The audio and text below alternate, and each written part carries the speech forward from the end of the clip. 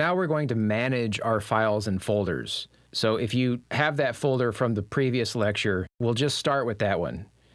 So if you're just at your desktop, go ahead and click Finder to get the Finder window to open up, and go to your desktop, and you should have a folder that you created, and whatever name it is, desktop items, or in my case, V2 is the one that I'll work with. So alternate click on the folder that you just created and open it in a new tab. So right now, you have the ability to scroll to a different folder, for example, on your computer, and also have a folder that is in a different location open simultaneously. Now, you might not see this whole folder path down here at the bottom like I have listed. If you want to get that particular view in your Finder application, go up here to the menu, so make sure Finder is active, and click View, and you will show the path bar. So see how I unchecked mine and it went away? If I go back to View, I'll be able to show path bar. Pretty cool, right? And then the status, so if I go to File, Hide Status Bar, I lose some information down at the bottom, like file size, and it's an aggregate of, the files that are in there. So if you go to View and select Show Status Bar, you can see some information. So I've got one item and then a whole bunch of space available. And that gets handy if you are wanting to know like what folder has more space occupied in it. So just kind of a fun thing to enable. And that way you can see the whole folder path. So from the hard drive, I've got this parent folder called Users. That's my user account. You can see the whole path that way, which is really handy.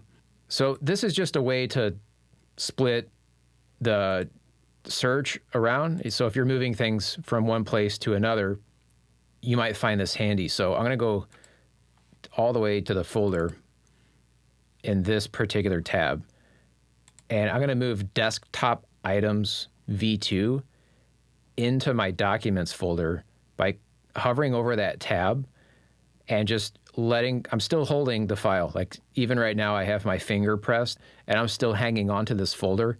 And if I let go, it puts the folder in this other location. So that's one way you can easily move folders around.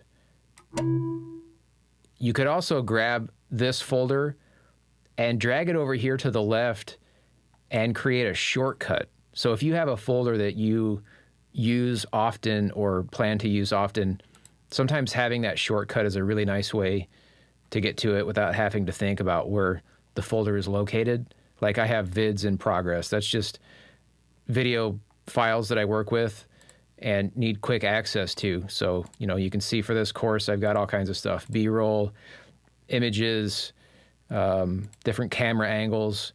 And I try to organize that stuff in a way that makes it really easy for me to find the different file types. So under Adobe, these are the video project files all live here.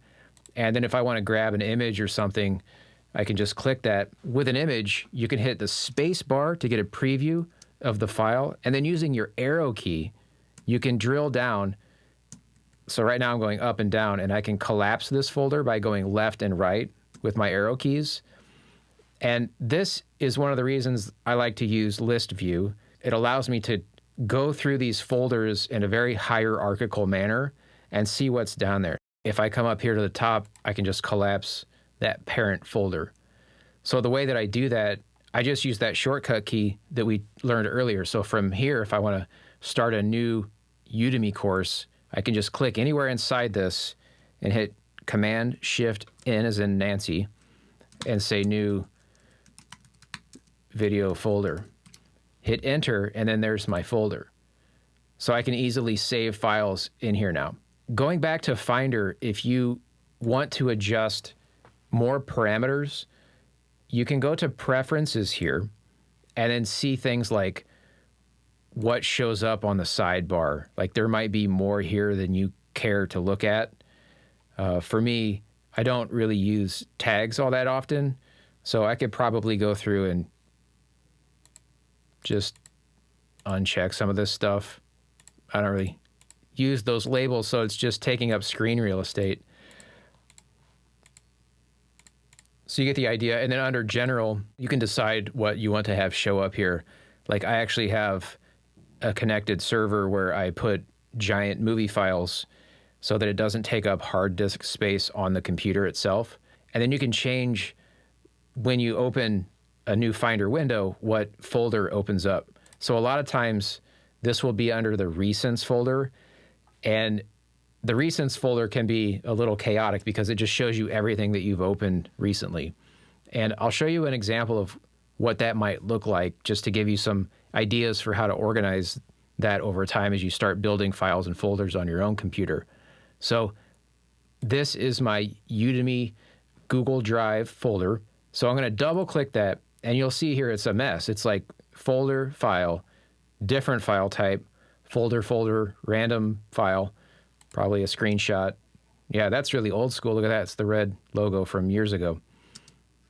When was that? Feb 9, 2021. And, you know, it's hard for me to find anything here in this view. It's all over the place. So one thing you can do is alternate click to get your submenu to appear, and then you can just sort by name, kind, which is like put folders with folders, put documents with documents. You can do it by date modified. Now if I click the list view, that's another time when this comes in handy because I can see date modified right here, and then I can sort from oldest to newest. So yesterday I did some files, and then, you know, recently, and then if I want to go way back, I can click that and it changes the order. So I can go back to 2019. Welcome to Google Drive in 2019. Wow, I wonder what, these notes must be pretty funny to go back. I should go back and read those. But you get the idea. And one thing I want to be cautious about here is because this is my Google Drive folder, I don't want to change, like I wouldn't want to move this presentation template into a folder that somebody didn't have access to. So if I were going to change my Google Drive folders, I would actually go to the web browser and do it that way to make sure that I'm not breaking a share that I have with somebody. But in terms of like organizing and going through that stuff, you know, you have a whole bunch of options here. So let's go to View, and you can see that there are similar options than when I alternate clicked inside the folder. And let's just sort by kind this time. So now I've got PowerPoint with PowerPoint, and then folders. So you can see how having the folders in this way makes it easier to locate items. So if I were to click this file and hit the space bar, I get a quick preview of it. It makes it really easy for me to go back and find that picture because I might use that as B-roll, for example. That's one way that I can just quickly get back to that.